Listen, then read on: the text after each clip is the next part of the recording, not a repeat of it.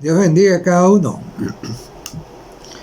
Una vez más, estamos juntos a través de este medio para continuar con nuestra reflexión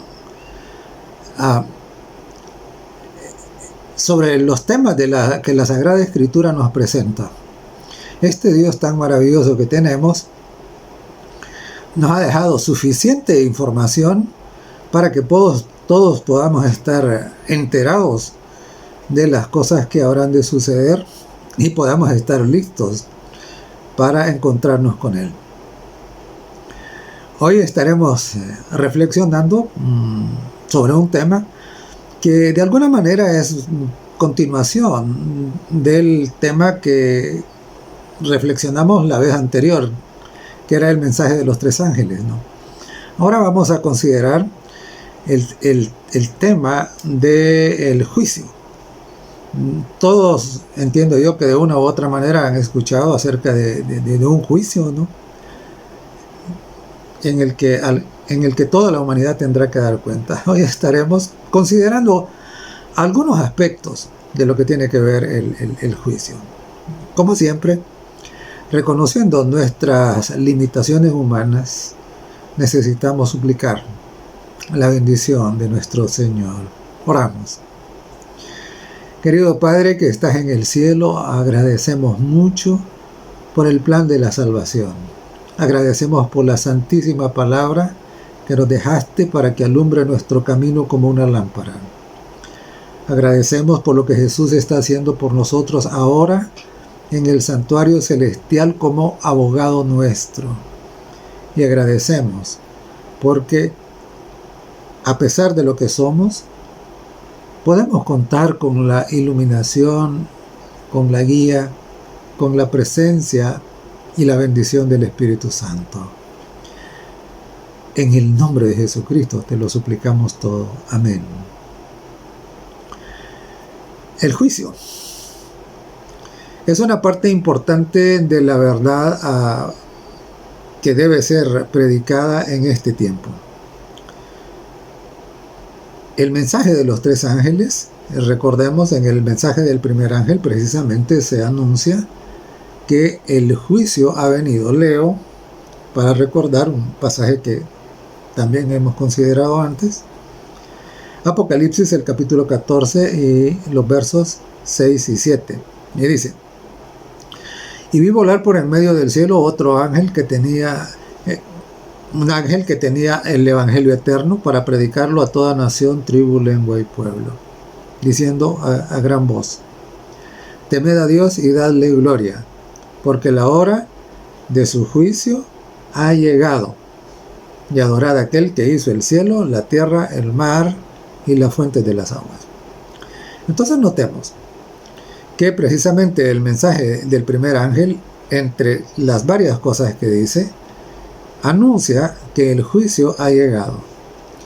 Y es importante que notemos que no dice que el juicio llegará. No, o sea, no está diciendo que el juicio estará, que estaremos esperando que el juicio llegue, sino que dice que ya llegó. Es decir, ya está ocurriendo. Eso es lo que dice, ¿no? Porque dice... porque la hora del juicio ha llegado, ¿no? Entonces, primera cosa que usted debe tener en cuenta es que la Biblia enseña, anuncia, nos informa de que el juicio ya ha comenzado. Antes de ir adelante con esto del juicio, necesitamos tener claro qué es esto de un juicio. Y cuando vamos a pedirle a la Real Academia de la Lengua Española, entonces, ¿qué es un juicio? Tenemos ahí una serie de posibilidades de significado. Y una de las que se ajusta mejor al juicio del que la Biblia nos habla es la que dice que un juicio es una opinión razonada que alguien se forma sobre una persona o una cosa.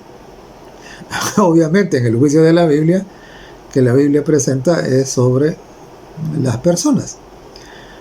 También es importante que comprendamos, pues, que en esto del juicio no hay condenación ni salvación, a menos que exista una ley y un juez. Entonces, el juicio está directamente relacionado con el Evangelio. De hecho, la buena noticia del Evangelio es que podemos ser salvos, es decir, que podemos escapar de la condenación. Si nosotros eliminamos el concepto de juicio, estaríamos eliminando también la necesidad del Evangelio. Porque si no hay juicio, y por lo tanto no hay posibilidad ni de condenación ni de salvación, porque el juicio no existe, entonces el Evangelio sale sobrando. Pero precisamente necesitamos el Evangelio de Jesucristo porque el juicio es una realidad. Entonces entendamos esto. El Evangelio carece de sentido si el juicio no es una realidad. El juicio es una discusión judicial.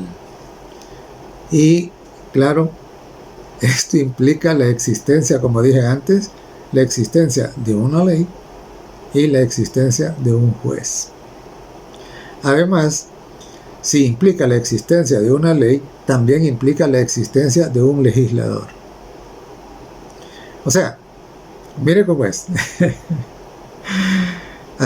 Reconocer que hay un juicio me lleva a qué? Me lleva a entender, o sea, me obliga a tener que aceptar de que hay una ley vigente, de que hay un juez, que hay un legislador. Y obviamente, si todo esto no existe, si no hay ley vigente, si no hay juez, si no hay legislador, entonces tampoco es necesario el Evangelio. O sea, todo está conectado. Todo es una sola cadena de cosas, ¿no? Y por eso, si quitamos una, se caen todas las demás. Así es de que es importante, pues, que tengamos esta comprensión, ¿no? Ahora, decíamos que el juicio es una discusión judicial, en donde hay una persona sobre la cual hay que emitir un veredicto. Y el juicio anunciado acá, en Apocalipsis 14, el verso 7, precisamente se refiere al juicio sobre personas. También hay que decir que hay un juicio cósmico en el cual el carácter de Dios está siendo juzgado también, ¿verdad? Todo eso está encerrado. Pero en el juicio que tiene que ver con cada uno de los seres humanos en este planeta, necesitamos identificar entonces lo que ya dijimos, ¿no? ¿Quién es el juez? Dice Génesis capítulo 18 y el verso 25. Lejos de ti el hacer tal que hagas morir al justo con el impío, y que sea el justo tratado con el impío. Nunca tal vez. El juez de toda la tierra no ha de hacer lo que es justo. Abraham estaba hablando con Dios. Estaba hablando con el Señor Jesucristo, ¿no? Y le dice, el juez de toda la tierra no ha de hacer lo que es justo. Estaba intercediendo por los habitantes de Sodoma, ¿verdad? Entonces, claro, ¿quién es el juez? Sí, el juez es Dios, ¿no? ¿Y quién es el legislador? Pues el legislador también es Dios. Seremos juzgados precisamente de acuerdo a las leyes establecidas por Dios. Esto es lo que dice el apóstol Santiago en el capítulo 2 y en el verso 12. Leo así en la palabra bendita del Señor. Así hablad y así haced, como los que habéis de ser juzgados por la ley de la libertad. Porque juicio sin misericordia se hará con aquel que no hiciere misericordia, y la misericordia triunfa sobre el juicio. Santiago dice, hemos de ser juzgados de acuerdo con la ley de la libertad. Bueno, y cualquiera podría pensar, pero ¿y cuál es esa ley? ¿Y cuál es esa ley? La ley de la libertad a la que Santiago hace referencia. Pues el apóstol Santiago nos tiene la respuesta. Dice en el capítulo 2, precisamente en los versos que preceden al que acabamos de leer, los versos 10 y 11, porque cualquiera que guardare toda la ley, pero ofendiere en un punto, se hace culpable de todos. Y hasta aquí todavía podría ser cualquier ley, pero ahora él dice algo que nos aterriza en cuál ley es la ley de la libertad de la que le está hablando. Dice así, porque el que dijo, no cometerás adulterio, también ha dicho, no matarás. Ahí estamos, claro ya. La ley a la que el apóstol Santiago llama, inspirado por el Espíritu Santo, ley de la libertad, es los 10 mandamientos. Es el decálogo. Es la ley eterna escrita en piedra. Esa es. Entonces, termina diciendo, ahora bien, si no cometes adulterio, pero matas, ya te has hecho, dice, transgresor de la ley. Está claro. Está claro.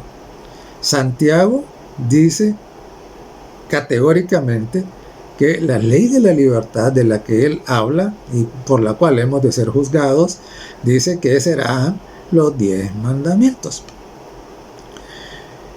Y esto es sumamente importante, amigos y hermanos, porque el enemigo se ha encargado de propagar una serie de ideas que son contrarias a lo que dice la Escritura, ¿no?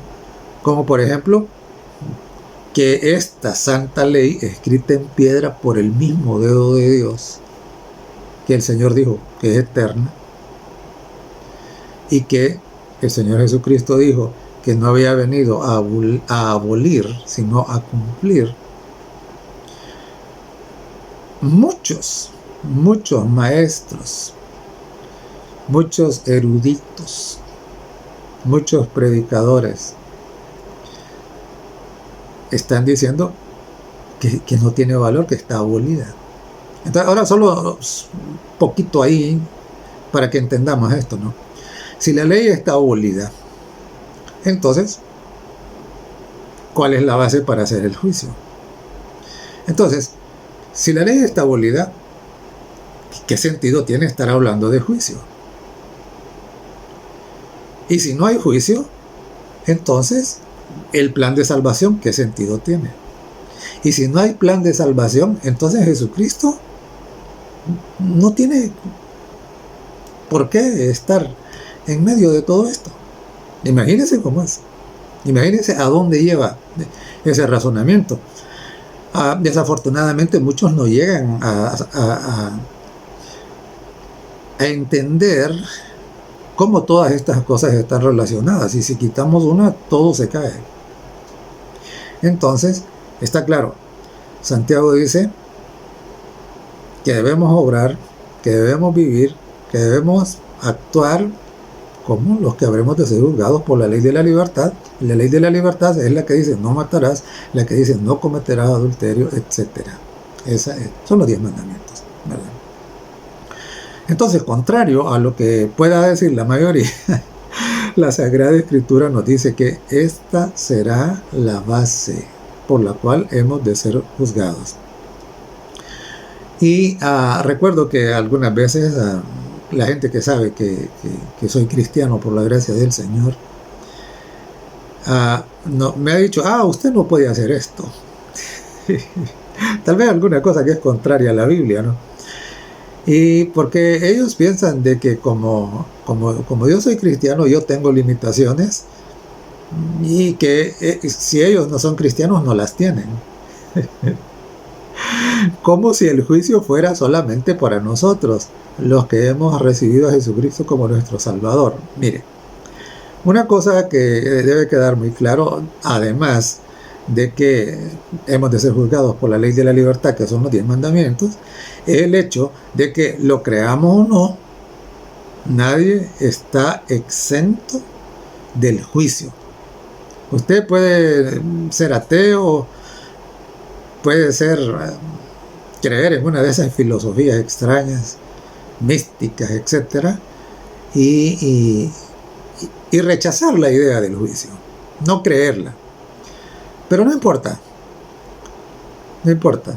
ya sea que usted lo crea o no, ya sea que usted lo acepte o no, la palabra de Dios dice que usted va a tener que dar cuentas. Leo así en Romanos, el capítulo 14 y el verso 10. Pero tú, ¿por qué juzgas a tu hermano? O tú también, ¿por qué menosprecias a tu hermano? Porque todos compareceremos ante el tribunal de Cristo. Ahora, note que aquí dice todos. O sea, no hay ninguno que se quede fuera. Y en 2 Corintios, el capítulo 5 y el verso 10, de nuevo dice: porque es necesario que todos comparezcamos ante el tribunal de Cristo, para que cada uno reciba según lo que haya hecho mientras estaba en el cuerpo. Mientras tenía vida, pues, sea bueno, dice, o sea malo. Entonces llevamos varias cosas aquí. Uno, el juicio y el evangelio son indisolubles, no se pueden separar. Uno no puede existir sin el otro. 2. El juicio será hecho, eso implica que hay una ley vigente, ¿verdad? Y esa ley es los 10 mandamientos, que Jesús no vino a abolir, sino que vino a cumplir. Y que precisamente fueron escritos en piedra como una evidencia, ¿no?, de que eso no puede ser destruido. Tercero, es el hecho de que puede ser que nosotros no creamos en que va a haber juicio, pero eso no elimina la realidad de que habrá un juicio que usted tendrá que dar cuenta, lo crea o no lo crea, lo acepte o no lo acepte. Según la palabra de Dios, el juicio tiene 3 grandes etapas. Hay otras cositas ahí que el tiempo no nos va a dar para comentar, pero vamos a comentar por lo menos 3 grandes etapas del juicio del que la Biblia habla. En primer lugar, la Biblia, la primera etapa del juicio bíblico es llamada juicio investigador. Y es una etapa que se lleva a cabo antes de la segunda venida de Cristo. Se llama juicio investigador y se lleva a cabo antes de la segunda venida de Cristo. Y es una etapa en la que el juicio debe determinar quiénes participan del Espíritu del cielo. Es decir, tienen la mentalidad que reina en el cielo, ¿no? Tienen la voluntad sintonizada con el cielo. Y entonces, a quienes les interesa la gloria y el honor de Dios, y a quienes esto les sale sobrando. En esta etapa son juzgados todos los que alguna vez hicieron una entrega de su vida a Jesucristo, y sus nombres fueron escritos en el libro de la vida. Entonces, la primera gran etapa del juicio que la Biblia presenta es precisamente este juicio que ya está ocurriendo, previo a la segunda venida de Cristo, y que al final va a determinar quiénes serán los que serán arrebatados en la segunda venida.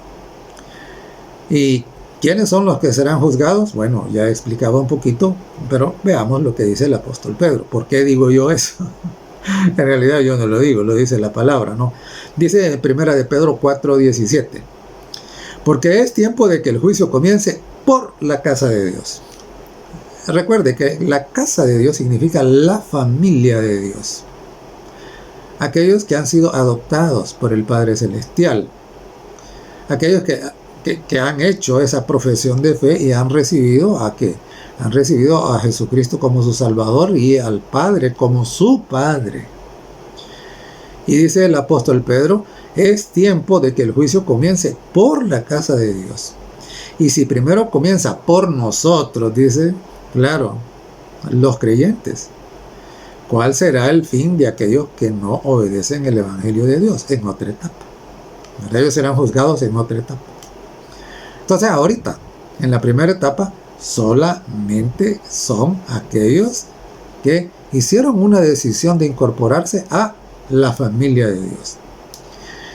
Y es interesante porque esta etapa del juicio está relacionada con la advertencia que el libro de Apocalipsis hace a la iglesia de la Odisea, que es la iglesia que representa a la iglesia cristiana de este tiempo, de esta época, de estos días en el que nos ha tocado vivir. Y mire lo que dice el capítulo 3 y los versos 15 y 16. Yo conozco tus obras, que ni eres frío ni caliente. Ojalá fueses frío o caliente, pero por cuanto eres tibio y no frío ni caliente, te vomitaré de mi boca. Y dice en el verso 5 de ese mismo capítulo, el que venciere será vestido de vestiduras blancas, y no borraré su nombre del libro de la vida, y confesaré su nombre delante de mi Padre y delante de sus ángeles. Entonces, repasando un poquito, mire, cuando usted responde positivamente a la invitación que el Espíritu Santo le hace,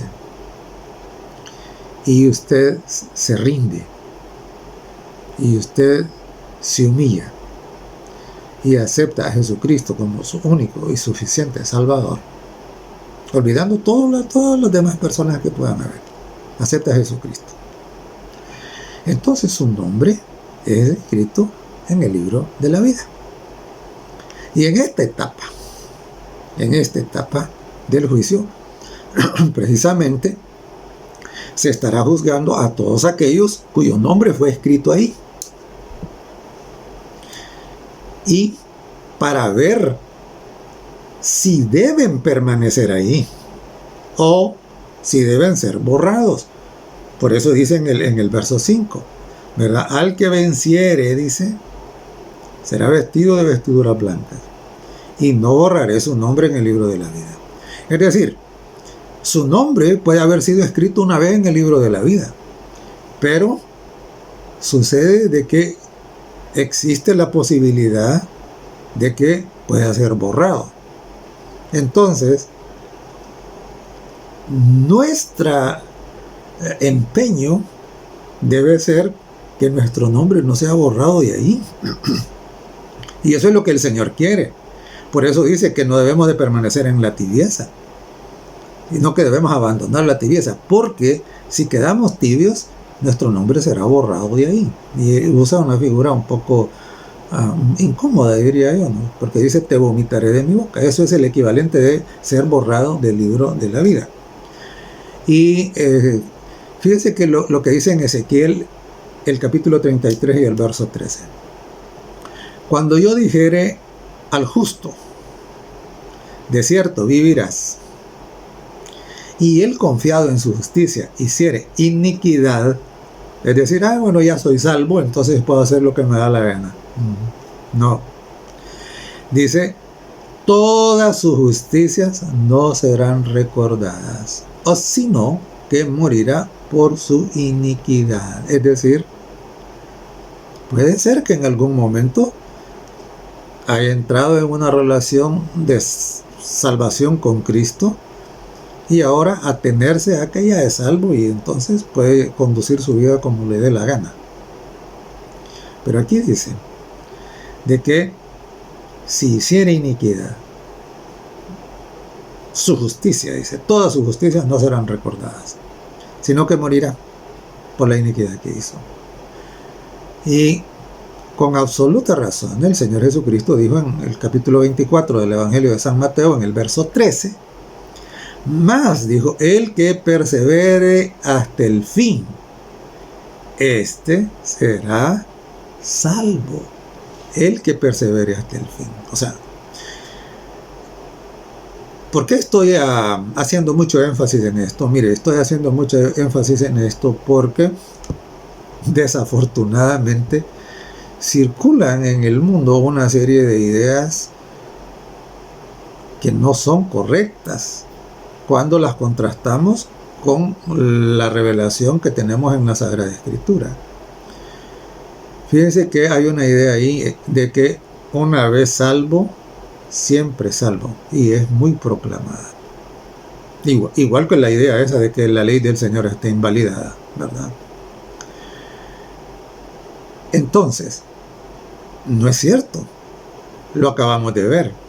Ezequiel dice, bueno, alguien puede ser salvo en algún momento, dice, pero si se echa atrás y sus justicias no serán recordadas, sino que va a morir. Es decir, se va a perder, es decir, no se va a salvar. Y el Señor Jesucristo fue bien clarito y dijo, el que persevera hasta el fin. O sea, si usted persevera la mitad, simple, se pierde. Tiene que perseverar ¿hasta dónde? Hasta el fin.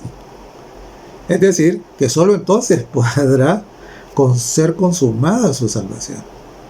Si usted mantiene su relación con Cristo, mantiene su salvación. En el momento en que usted abandona esa relación, esa comunión, y vuelve a donde, a los caminos de los cuales se había apartado, esa salvación se rompe, se pierde, se invalida. Entonces, no lo olvide, aquí llevamos dos falsas creencias, ¿no? Uno, la creencia de que la ley de Dios está invalidada. No está invalidada, pues es sobre esa ley es que vamos a ser juzgados. Y dos, no es cierto que una vez salvo, siempre salvo. Si usted ha aceptado a Jesucristo y ha abandonado su primer amor, vuelva porque si no se va a perder. No es verdad que una vez salvo, siempre salvo. Usted tiene que mantenerse hasta el fin en esa relación, si quiere ser salvo, ¿no? Muy bien. Entonces, esta primera etapa del juicio, o juicio investigador, o juicio previo a la segunda venida de Jesucristo, va a determinar quiénes serán trasladados al cielo en la segunda venida de Cristo. O sea, todos aquellos que una vez su nombre fue anotado, ahorita están siendo revisados, ¿no? Para ver si deben ser borrados o no. ¿Y quiénes van a quedar ahí? Los que queden ahí son los que irán con Cristo al cielo en la segunda venida.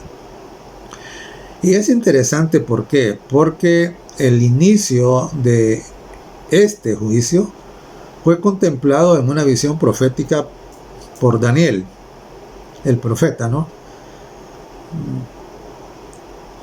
Muchos cientos de años antes de Cristo, a Daniel se le concedió que viera en visión lo que habría de ocurrir en el futuro. Y Daniel vio que el inicio de este juicio comenzaría en el año de 1844. No tenemos el tiempo ahora para explicar toda la profecía. Esto lo encontramos en los capítulos de Daniel 8, comenzando por Daniel 7, Daniel 8 y Daniel 9, ¿verdad? Entonces a Daniel se le dijo, se le dieron todas las evidencias, todas las profecías que nos dejan claramente establecido el año de 1844 como el año en que iniciaría precisamente el juicio investigador. En ese año el Señor Jesucristo, que había estado desde que Él ascendió al cielo en el lugar santo del santuario celestial, oficiando como sacerdote, ahora pasaría al lugar santísimo, al lugar donde está el arca, al lugar donde están los 10 mandamientos, donde está la ley por la que debemos de ser juzgados, ¿no? En 1844.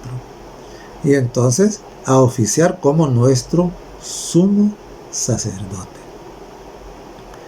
Dice Daniel 7, y me encanta este pasaje, es hermoso en realidad. Daniel, el capítulo 7, versos 9 y 10. Estuve mirando, dice, hasta que fueron puestos tronos, y se sentó un anciano de días, cuyo vestido era blanco como la nieve, y el pelo de su cabeza como lana limpia, y su trono llama de fuego, y las ruedas del mismo fuego ardiente. Un río de fuego procedía y salía delante de él. Millares de millares le servían, y millones de millones asistían delante de él. El juez se sentó y los libros fueron abiertos. Esto precisamente, esta etapa del juicio previo al advenimiento, es lo que Daniel estaba mirando ahí que iba a comenzar. Y fueron puestos tronos, ¿verdad? Claro, iba a dar inicio, ¿no? Ahora es interesante porque el Señor Dios es visto acá, y entonces son puestos tronos, porque el Sanedrín celestial va a participar también en esto. Ellos habrán de dar testimonio de que el juicio fue precisamente un juicio justo, y que Dios no puede ser cuestionado. No es como en las cortes terrenales, ¿no?, donde los abogados apelan, ¿verdad?, a que una sentencia no ha sido correcta y apelan al Tribunal Superior. Aquí no hay donde apelar más,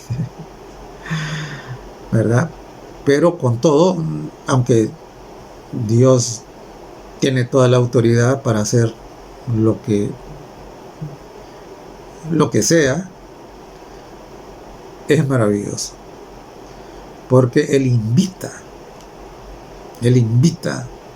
a estos ancianos que aparecen allá en el capítulo 5 del libro de Apocalipsis, para que desempeñen el papel ese, ¿no?, de un Sanedrín celestial, que puedan testificar que el juicio en todo momento fue un juicio justo, y que puedan anunciar al universo precisamente que Dios es santo, que en realidad Dios es maravilloso.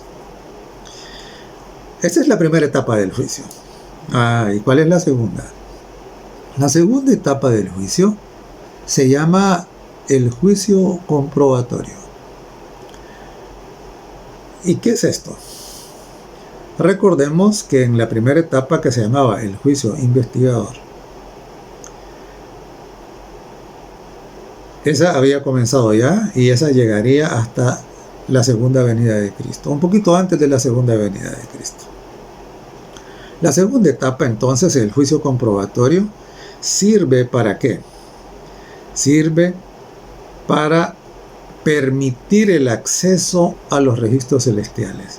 Ya no solo al Sanedrín celestial, ese que estaba reunido durante el juicio investigador, sino también a los que han ido al cielo en la segunda venida.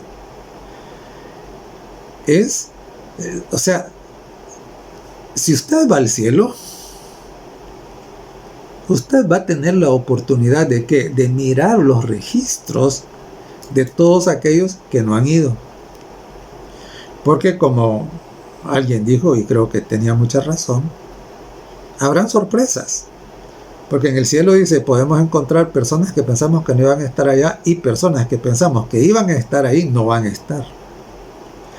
Y entonces surgiría la pregunta, bueno, pero ¿y aquí qué pasó? ¿Será que ha habido algún error?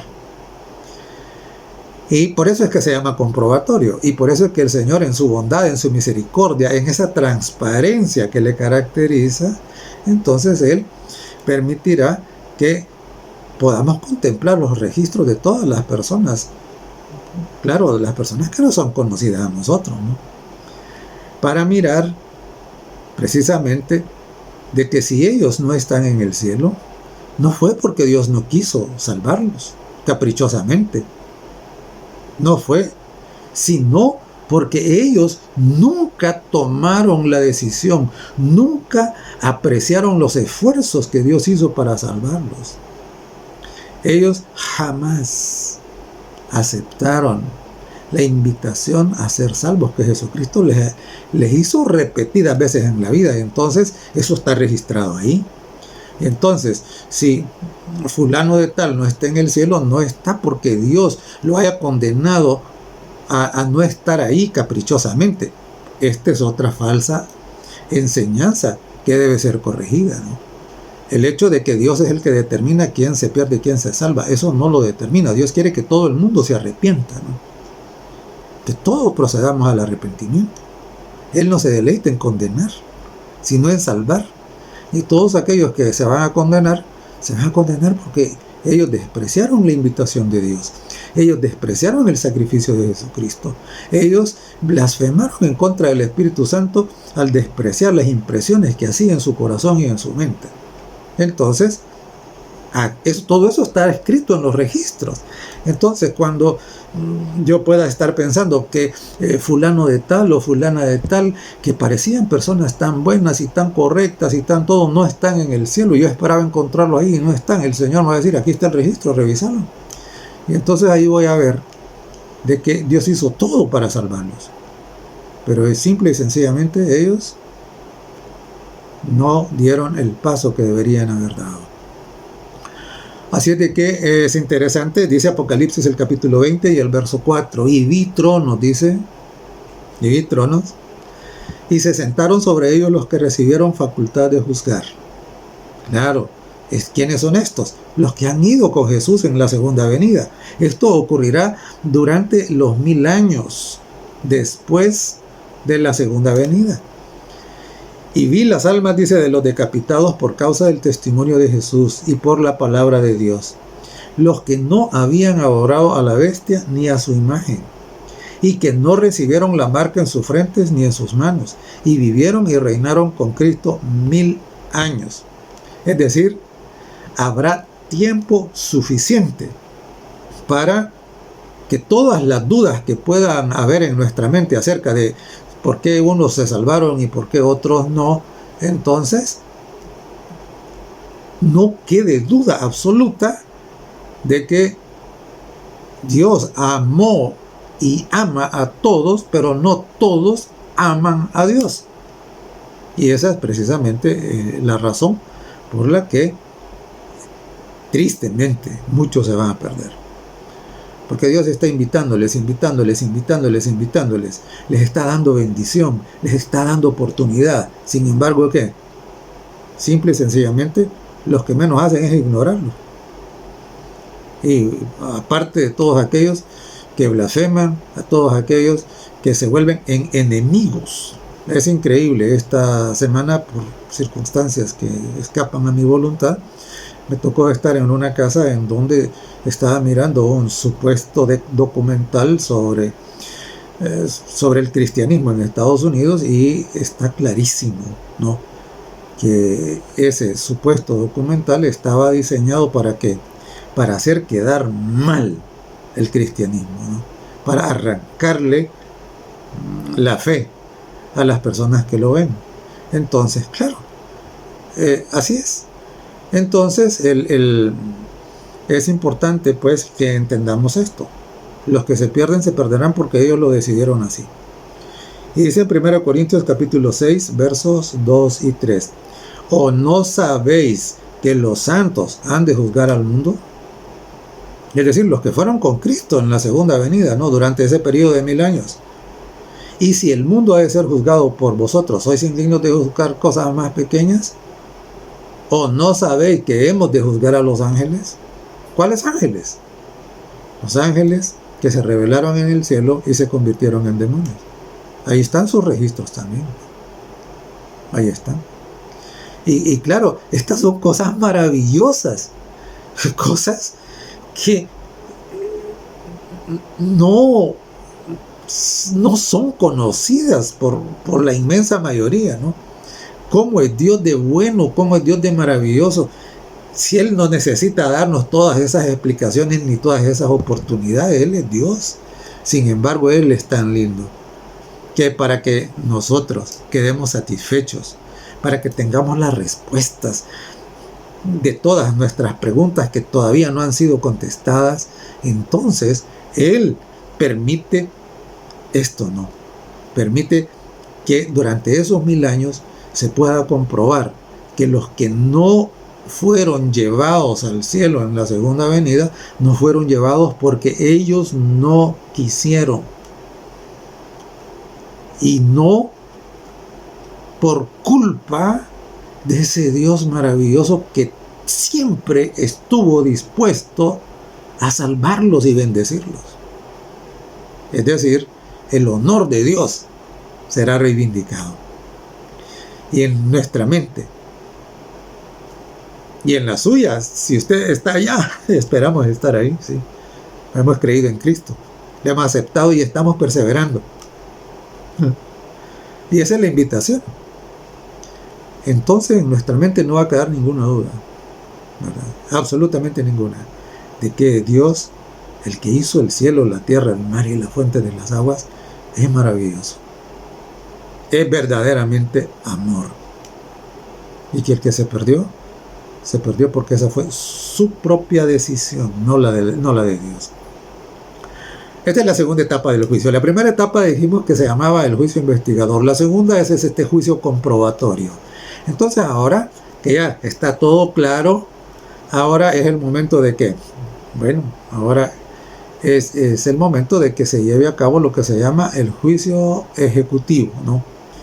Es decir, la tercera parte del juicio en la cual se ejecuta la sentencia de los condenados y se da a los santos el galardón o el regalo que Dios dará a cada uno.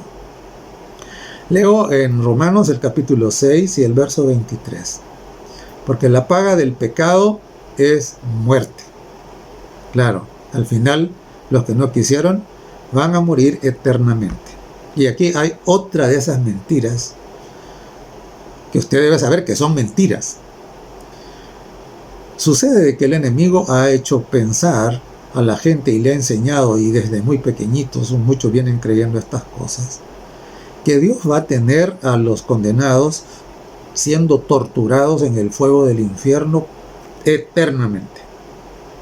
Ahora solo suponga usted, ¿qué clase de Dios sería si un muchacho, ahorita tristemente hay muchos muchachos que se han dedicado a la delincuencia, y pongo el ejemplo de un muchacho por la corta edad, ¿no? Pero también no hay edad para la delincuencia. Pero supongamos un muchacho porque hemos visto casos como esos, ¿no? De menos de 20 años, que han llegado a cometer crímenes atroces, terribles, ¿no? Y entonces al final rechazó la oportunidad de ser salvo, de arrepentimiento, y es condenado. Ahora imagínese usted, 20 años. De todos esos 20 años no delinquió los 20 años. Digamos que delinquió, ¿qué? Digamos 10 años. Y por esos 10 años, Dios, según esa creencia, le estaría dando una eternidad de tortura en el fuego. ¿Sería justo? Si Dios hiciera eso, ¿sería un Dios de amor? ¿Sería un Dios justo? ¿Sería un Dios misericordioso? Ciertamente sería el peor de los monstruos. Sería un tirano odioso. Pero eso es lo que el enemigo quiere que pensemos de Dios. Entonces, note usted cómo esta verdad del juicio nos va develando cómo hay todas estas mentiras que desafortunadamente muchos grupos que dicen que son cristianos y que dicen basarse en la Biblia están propagando sin darse cuenta de que al hacer eso están llevando adelante el plan del enemigo.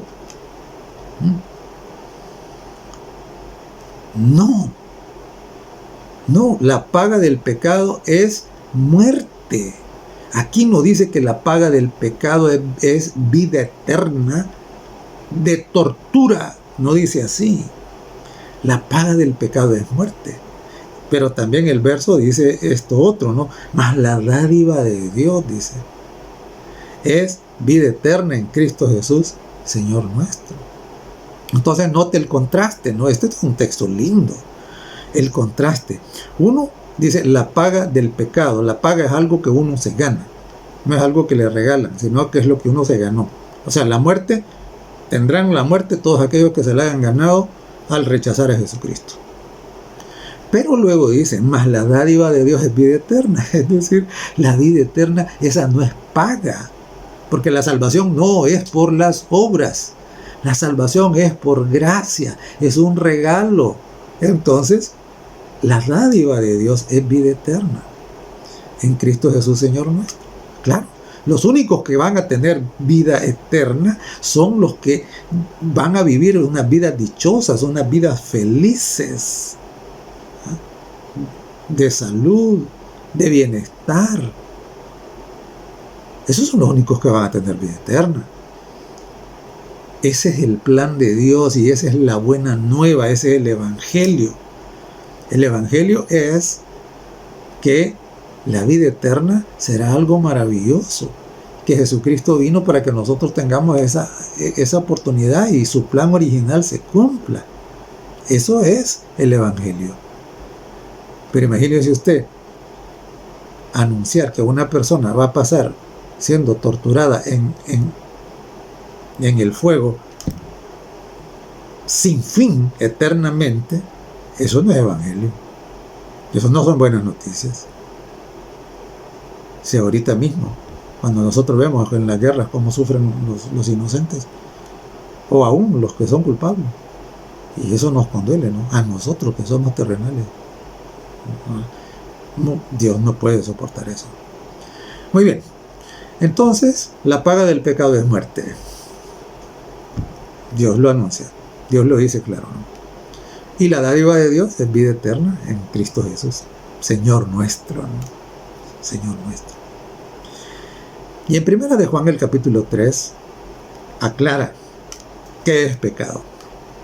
Y dice así: todo aquel que comete pecado infringe también la ley, porque el pecado es infracción de la ley. Otra vez venimos al hecho de que no puede haber juicio sin ley. Y que precisamente los acusados en el juicio son los que han violado la ley, es decir, los que han pecado. Y Romanos es bien clarito, dice que por cuanto todos pecaron, es decir, por cuanto todos violaron la ley de Dios, transgredieron la ley de Dios, entonces todos serán que están sujetos a qué? A muerte. A menos que aceptemos el plan de salvación.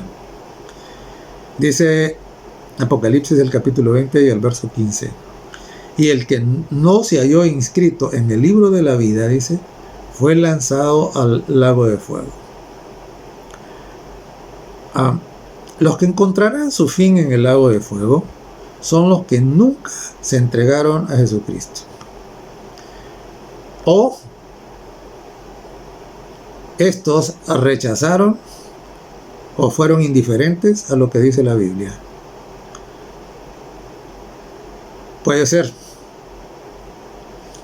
de que en algún momento ellos hayan dicho, sí, como no acepto a Jesús y todo, pero no perseveraron. Mire, son los que ignoraron sus mandamientos. También estarán ahí, como dije, los que creyeron en la palabra, pero a medio camino que se echaron atrás. Jesús fue bien claro y dijo: todo aquel que tomando el arado en su mano vuelve a ver atrás, no es digno de mí. Entonces es claro. El lago de fuego no fue diseñado por Dios para los seres humanos. No. La Biblia es bien clara y dice que fue para Satanás y sus ángeles. Desafortunadamente, y me pesa tener que decirlo, la inmensa mayoría parece que está más interesada en ir al lago de fuego. Sí, una indiferencia increíble, y no solo indiferencia, sino que a veces burla y a veces una oposición feroz en contra de la fe, en contra de la palabra de Dios. Un interés en proclamar todas estas mentiras de las que hemos estado hablando, ¿no? Que la ley ya no vale, que una vez salvo siempre salvo, que los que se condenen van a estar condenados a la tortura sin fin, etcétera, ¿no? Entonces, cuidado. Recuerden, la palabra de Dios es la que tiene la autoridad, esa es la verdad. Santifícalos en tu verdad, tu palabra es la verdad. Es San Juan 17, ¿verdad?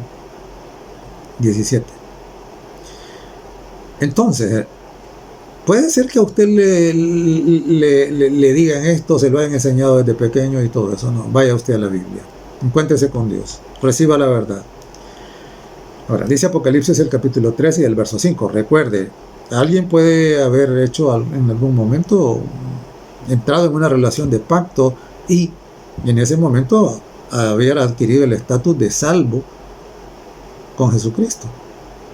Pero recuerde, es necesario mantenerse en esa condición.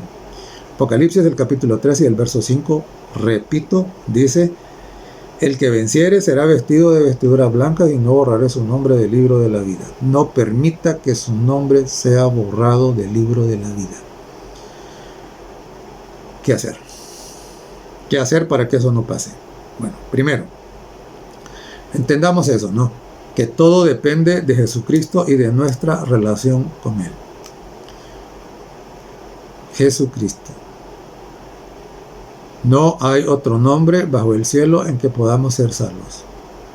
Hechos 4:12. Porque hay un solo nombre bajo el cielo en el que podemos tener la salvación. Y 1 Timoteo 2:5 es también clarísimo, es categórico y dice: hay un solo mediador entre Dios y los hombres, Jesucristo hombre. Mire, en la historia pueden haber vivido muchas personas que fueron personas muy buenas, personas santas si quieren. Pero la Biblia es bien clara, dice que esos no pueden ser mediadores. No, simple, no pueden, porque hay uno solo. La plaza está ocupada. Entonces, si usted hasta hoy ha venido confiando en la mediación de otras personas, aunque hayan sido muy buenas mientras vivieron aquí en la tierra, simple y sencillamente usted estaba confiando en una mentira. Y espero que no se ofenda por esto, pero yo tengo que decirle lo que la Biblia dice, la verdad. Porque estoy interesado en que usted sea salvo. Porque estoy interesado en que usted se encuentre con Dios. Que usted vaya al cielo. Que usted reciba una herencia en la tierra nueva, ¿no? Cosas que a lo mejor usted ni sueña. Y por eso es que yo tengo que decirle esto. A esto nos ha mandado el Señor, ¿sí? Entonces, recuerde, nuestra salvación depende de nuestra relación con Cristo. Dice San Juan capítulo 5 y el verso 22. Porque el Padre a nadie juzga, sino que todo el juicio dio al Hijo. Al Hijo. Nadie más. ¿Verdad? Y claro, si una persona va a ser salva, esa es una decisión que la persona toma y la toma en vida. Una vez que se muere, ahí quedó sellado su destino. ¿Verdad? No hay posibilidades. Procurar una vida de obediencia a la voluntad revelada de Dios en la Biblia y tener fe en lo que Jesucristo hizo por nosotros cuando estuvo aquí en la tierra y lo que sigue haciendo por nosotros ahora que esté en el cielo, ahora que el juicio investigador se está llevando a cabo. Necesitamos nosotros entender esto y confiar en esto. Dice en 1 de Juan el capítulo 2 y el verso 1: hijitos míos, estas cosas os escribo ¿para qué? Dice, para que no pequéis. Y no olvide que pecado es transgresión de la ley. Juan está diciendo aquí: estas cosas les escribo para que ustedes no desobedezcan la ley. Esa ley que un montón de gente anda diciendo que está invalidada. Para que no pequéis, porque pecado es transgresión de la ley. Pero también Juan dice: y si alguno hubiere pecado, es decir, a veces la carne domina, ¿no? No debería, no debe. Y si nosotros permanecemos de la mano con Jesucristo, vamos a tener victoria. Pero si alguno se soltó, dice él: abogado tenemos para con el Padre, a Jesucristo el justo. Él es nuestro abogado. Claro, lo digo por experiencia, porque cuando antes de conocer las verdades preciosas que están en la Sagrada Escritura, yo mismo pensaba que San Antonio era mi abogado. Claro, era un niño, ¿no? Era un niño, criado en un hogar católico. Eso me habían enseñado, yo eso creía. Sin embargo, al venir a encontrarme con la maravillosa verdad de la palabra de Dios, entonces me doy cuenta que no. El único abogado que hay en el cielo a favor nuestro se llama Jesucristo. Nadie más. Abogado tenemos para con el Padre, dice, a Jesucristo el justo. Segundo, necesitamos abandonar todo tipo de incredulidad, ateísmo, evolucionismo, materialismo, mundanalidad y creer en el Evangelio eterno. Mire, Satanás es muy astuto y él mantiene entretenida a la gente, llenándoles la cabeza ¿de qué? Llenándoles la cabeza con las películas, con las novelas, con esa música degenerada, ¿ah? Con el fútbol y otro montón de deportes en otros lados, y con la pornografía, y a muchos con el trabajo, a otros con el dinero, en fin, con la ambición de volverse famosos, de conseguir cada vez más títulos, etcétera, ¿no? Entretenidos. Es decir, Satanás hace un esfuerzo supremo. ¿Para qué? Para que a usted no le quede un minuto libre en el cual usted se ponga a pensar en su destino eterno. Para que usted ponga a reflexionar en qué sentido tiene la vida. No. Mire, oiga lo que dice la palabra de Dios. Dice en Marcos 16:16, el que creyere, todos los incrédulos, y hay diferentes maneras de incredulidad, los que claramente dicen que son incrédulos y aquellos que no lo dicen, pero son incrédulos. ¿Por qué? Porque son indiferentes, porque estas cosas no les importan. Son incrédulos. Entonces, el que creyere y fuere bautizado, dice, será salvo. Hay que creer y hay que ser bautizado. Otro día hablaremos sobre el bautismo. Más, dice, el que no creyere será condenado. Ahora, ¿quién decide creer? Usted es el que decide creer o no. Usted es el que decide si será incrédulo o será creyente. Cuando su nombre sea considerado en el juicio, ¿cómo va a aparecer usted? ¿Va a aparecer como creyente? Será salvo. ¿O va a aparecer como incrédulo? Será condenado. Y qué triste, porque en el caso de muchos va a ocurrir que fueron creyentes durante un tiempo en su vida y después volvieron a la incredulidad. Eso se van a perder. Porque, insisto, no es cierto eso de que una vez salvo, siempre es salvo. No es eso lo que la Biblia dice, ¿verdad? Y dice en Juan el capítulo 13 y el verso 18, el que en él cree, en Jesucristo, ¿no? Insisto, hay muchas otras personas muy buenas, pero usted puede creer en todas ellas y eso no le va a traer salvación. El único que le puede salvar es Jesucristo. Dice, el que en él cree no es condenado. Pero el que no cree, ahora note lo que dice, ya ha sido condenado. O sea, de que ahorita mismo, claro, el que ha creído y permanece en humildad sometido a la autoridad del Señor es salvo por la fe. Pero el que no está en condenación, eso es lo que dice la Biblia y eso es lo que va a confirmar el juicio. En sus etapas primera y segunda, y en la tercera, pues, unos recibirán recompensa, su herencia en la tierra nueva. Usted puede mirar un poquito de eso en los últimos capítulos del libro de Isaías y en Apocalipsis 21 y 22, maravilloso, ¿no? la dádiva de Dios, pero también en Apocalipsis 20 puede ver qué será el destino final de aquellos que simple y sencillamente tomaron la decisión de mantenerse en la incredulidad. Ahora, recuerden, el que en él cree no es condenado. Por eso que yo le invito y le insisto y siempre le voy a estar invitando: cree en Cristo, acepte su palabra, reconozca la Biblia como autoridad, no permita que las ideas de los hombres torcidas lo desvíen de esta verdad maravillosa que Dios nos ha mostrado para salvarnos. Y claro, el que no cree ya ha sido condenado, dice, y es por eso que estos no entran en la primera etapa del juicio, estos no entran en el juicio investigador. ¿Por qué? Porque ya con ellos no hay duda, ellos están condenados. Con los que hay duda son aquellos que alguna vez dijeron: yo acepto a Cristo, y su nombre fue anotado en el libro del... Con eso hay duda, y eso es lo que hay que revisar. Entonces, ¿cuál será su caso? ¿Qué va a hacer usted? Y no sé cómo se siente cuando yo le hago esta pregunta. A mí me gustaría que se siente incómodo, ¿sabe? Sí, que esto le lleve a reflexionar en su condición.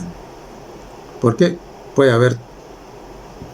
Su condición puede ser de tres distintas maneras, ¿no? Uno es que al revisar usted su caso, entonces usted encuentra de que usted está precisamente perseverando en mantenerse unido a Jesucristo como la vid y los pámpanos, ¿no? Y entonces, qué bueno, bendito sea el Señor. Mantener esa relación es la que asegura que su nombre estará en el libro de la vida y en el juicio no será eliminado. Esa es una posibilidad. Y esa es la que yo le invito a que usted se mantenga, que persevere en ello. Pero ¿cuáles son las otras dos posibilidades? La otra posibilidad es que usted se mantenga claramente en la incredulidad, que niegue todo esto, que desprecie todo esto, o que haga guerra en contra de esto. Esa es la otra posibilidad, es el otro extremo. Pero en medio está la posibilidad de los tibios. Estos que su nombre fue anotado en el libro de la vida, pero no están viviendo a la altura de lo que eso implica. Asisten a la iglesia, dicen que son seguidores de Jesucristo, pero su vida lo niega. Tienen un pie en el mundo y otro en el pueblo de Dios. Estos a los que Apocalipsis le llama tibios. Serán vomitados, se van a perder. Y concluyo recordando la advertencia de un hombre que vivió esta experiencia y se arrepintió a tiempo. El rey Salomón. Salomón, al inicio, recibió sabiduría de lo alto y actuó sabiamente, pero de pronto se llenó de orgullo. La adulación de todos aquellos que le admiraban llegaron a venerarle, y entonces llegó a extremos increíbles de corrupción. Sin embargo, Salomón se volvió a tiempo, y ahí es cuando él escribe el libro del Eclesiastés. ¿Y cómo termina el libro de Eclesiastés? El consejo de un hombre que recorrió el camino hasta la mayor gloria que alguien puede tener como ser humano, y luego cayó a la profundidad de la corrupción. Lo experimentó todo, dice. Pero mire cómo termina. Afortunadamente, el Espíritu Santo nunca dejó de llamarlo para que volviera. Afortunadamente volvió, se arrepintió. Y ahora, ¿qué escribe? Escribe en el capítulo 12 del libro de Eclesiastés, versos 13 y 14. Oiga lo que él dijo. El fin de todo el discurso oído es este. Todo el discurso oído es todo lo que él escribió en el libro de Eclesiastés. Él está describiendo una cantidad de cosas interesantes. Cuando tenga tiempo le invito a que lo lea. Y dice, el fin de todo el discurso oído, es decir, la conclusión de todo, dice él, es: teme a Dios y guarda sus mandamientos. ¿Recuerda dónde comenzamos? Teme a Dios y guarda sus mandamientos, porque esto, dice, es el todo del hombre. Porque Dios traerá toda obra a juicio, juntamente con toda cosa encubierta, sea buena o sea mala. Otra vez, recuerden, hay un juicio que nos espera a todos. Ese juicio tendrá como base la ley de la libertad, los 10 mandamientos. Por eso Salomón dice aquí claro: teme a Dios y guarda sus mandamientos. Entonces, claro, salvación, condenación, son términos judiciales. Que haya juicio quiere decir que hay una ley vigente. Quiere decir que hay un juez. Pero bendito Dios, porque también eso dice que hay un abogado al cual podemos acudir. Y la invitación hoy es esa, ¿no?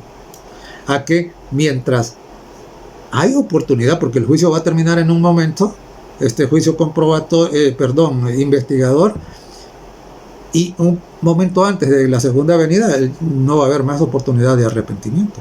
Mientras hay oportunidad de arrepentimiento, usted debe tomar la mejor decisión de su vida.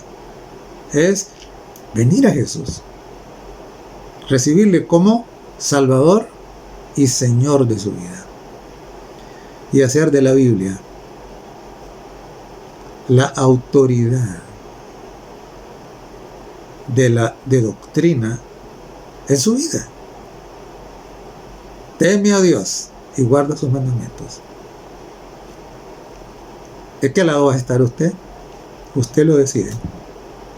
Bendito Dios, que ha hecho todo y sigue haciendo todo para que usted vaya al cielo. No deje que eso sea en vano. Que Dios bendiga a cada uno. Bondadoso Padre, alabamos y bendecimos tu nombre. Damos gracias, porque ciertamente no tendríamos esperanza ninguna de ser salvos si no fuese por el plan de salvación tan maravilloso que tú hiciste. Gracias por darnos a Jesús, nuestro abogado, nuestro único mediador. Es en su nombre que te agradecemos y te suplicamos todo. Amén.